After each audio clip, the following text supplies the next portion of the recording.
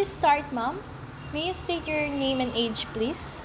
My name is Cheryl Emilia Enueva and I am 17 years old. So,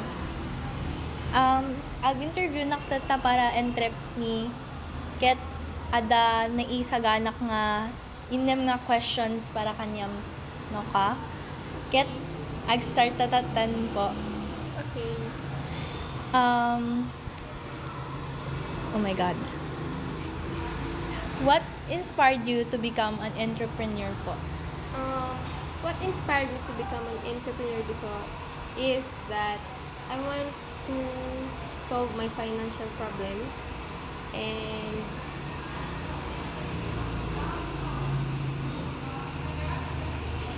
Okay? yeah.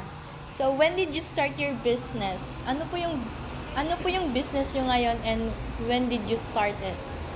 I started my business noong around September, and my business is art commissions, which I make arts for personalized arts for my customers.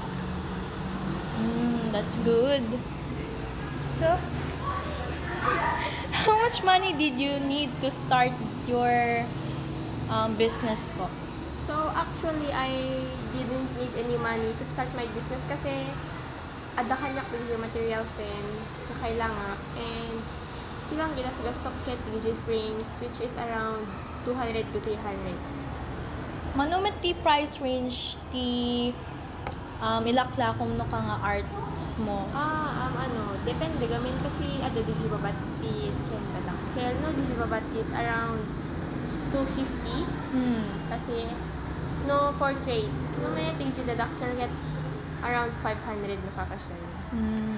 Mayat. So, what strategies help make your business successful? We use social media or IG to promote our business, which help us significantly kasi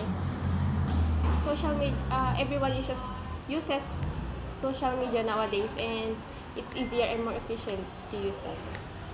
True. Ken, ka-DJ nga business yu po, what was the biggest risk you took in starting your business? Our biggest risk we took if ma-accommodate ti time ni, since agbasbasampe lang, and di time ni nga gubrati arts is bakahan nga Agka-align ka DJ. Baka matambakan kami kasi ay. Now that ends our interview. Thank you for participating my interview. Yes, you're welcome.